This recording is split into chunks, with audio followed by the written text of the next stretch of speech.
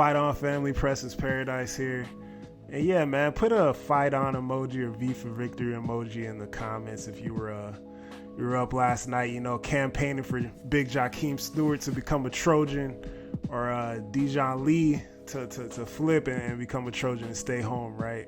Love when the Twitter community gets together. Shout out my guy Trojan Blade, Fight On Rusty, USC Nico, all these guys that were pushing the narrative last night and getting people out to campaign to bring these guys to USC, man. It's Jakeem Stewart is looking pretty good. Things are looking pretty good on that front. But Dijon Lee actually did come out this morning and said he didn't know what the rumors are about. But, people are just showing love. The fan base is showing love. And, we want to see a great player become a great Trojan. And, both sides could benefit from it, right?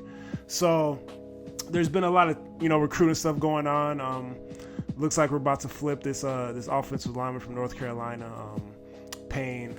Looks like that's actually going to happen. And within the last 24 to 48 hours, there's been a lot of talks around R.J. Sermons. Obviously a legacy Trojan, legacy recruit. I actually thought about this a couple weeks ago. Matt Liner's son, committed to SMU. And I wonder if Lincoln Riley's had a conversation with Cole Liner. Just good to have, bring people in that know about the program. Families have benefited from being a part of the program, and can really communicate to them how special of a place USC is and how special of a program USC football is. Also, one of the most beautiful things about all three of these cornerbacks out of 2026 that is just fantastic is the fact they're all local products. And we talked about it with Hussein Longstreet last week. When you get these local commits, right? These are human beings, under the age of 18. They have grown up their entire lives in Southern California most of the time. So they have friends, man. They've played for multiple, Pee-wee organizations. They maybe played for multiple parks. They went to elementary school, middle school, high school here. So they have friends that play football all across Southern California. All across Northern California, all throughout the state. So that's how you can really ramp up a lot of the local recruiting. And that's a benefit with all three of these guys that I would really love to see what happens. He's got high predictions to come to USC. So hopefully it happens, right? Hopefully it happens. And in terms of, R.J. Sermons being an elite corner out of the 2026 class, I really wanted to look at what we have currently in the DB room at SC, right? So the situation is, this has been, a pretty good group for us this year. It's had its ups and it's had its downs, but look at all the seniors that we have in this room. Look at all the juniors and the redshirt juniors that we have in the room, right? You look at a guy, Greedy Vance, won't be here next year. Now, two of the wild cards, Prophet Brown, Anthony Beavers Jr., I could see coming back next year. I wouldn't be surprised if they came back, but at the same time, I kind of wouldn't be surprised if they don't stick around. We just got to kind of wait and see.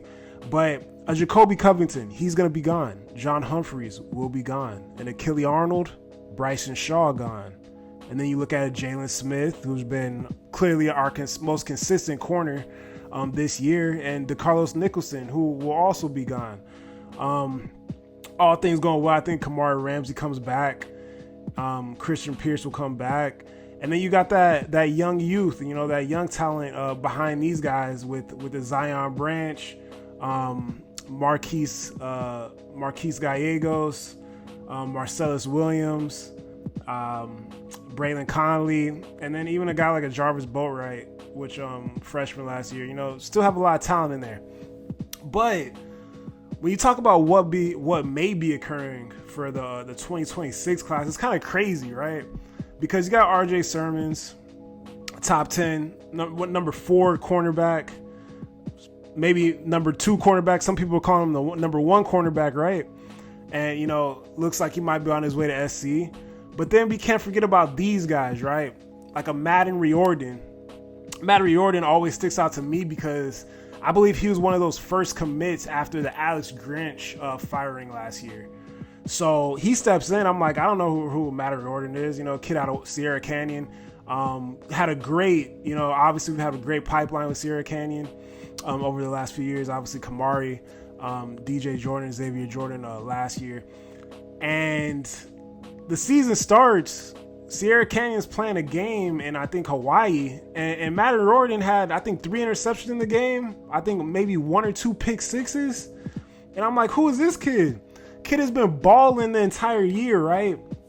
Kid Matt Ordon, at this point, class of 2026, he has 10 interceptions on 14 passes defended, which is absolutely insane, right? The guy's averaging about an interception a game, 43 tackles on the year, and he's a true Trojan, right? I mean, I suggest you guys go watch the interview USC Jay did with him, where he kind of talked about his upbringing and, how he became a USC fan and, how his family just always loved USC. And yeah, man, this kid is an absolute dog, right? Absolute dog. Somebody that I don't understand how in God's name the kid is a three-star prospect at this point. Somebody that can really play all over the backfield, all over the defensive backfield, play the cornerback position, the safety position, a nickel. And I think that it really depends on how much he grows, how much weight he puts on. Currently around 6 foot, 175 pounds, and just growing, man, just getting better. Like, I have been extremely impressed over Matt Ordon, and I think when it's all said and done, he could easily be a top 10 corner in the class. I mean, I think he has the number 2 most interceptions in the state of California right now, top 20 in the country. Interceptions, 10 interceptions on 14 passes defended, doing it against great competition in Southern California, playing up against all these powerhouses, and just extremely impressed, man, by his movement, by his ability to read the quarterback's eyes, jump on the ball, and really even make tackles in space, right? You see a lot of these picks, you see where he's at on the field, right? If you look at this play right here, you see him just kind of watching what's going on in the backfield. I think this is where he comes up and bam, like textbook tackle at the line of scrimmage. Just very excited, man, to see the growth of Matt Ordon and how he does going into the end of his senior year cycle and the 26 class completion, right? And then you got Brandon Lockart, which was consensus the number 1 corner in the class. I believe at one point he's a top 5 player in the entire country when he decommitted. I think he's a little bigger now, probably around 6'3", 175 pounds. This is really just like the corner of the future, or what you're starting to see in the NFL, like a Sauce Gardner, even like a Cormani McClain for what we've seen a couple years ago, or a Dijon Lee out of the 2025 class, which is these long, lengthy corners that are popping up because people want to put their big wide receivers out here and just body the standard 5'8", 5'10" corner. But when you got guys like this in a kind of a Richard Sherman mold, or a bigger mold, I mean, once he gets into the USC weightlifting program, starts eating, I mean, this guy could end up leaving the program looking like Taylor Mays, you know what I'm saying? So that would be fantastic. But just kind of wanted to highlight what's going on in terms of the defensive backfield of what we have right now and what we have coming in, man. And even if what we have with the young talent on the team.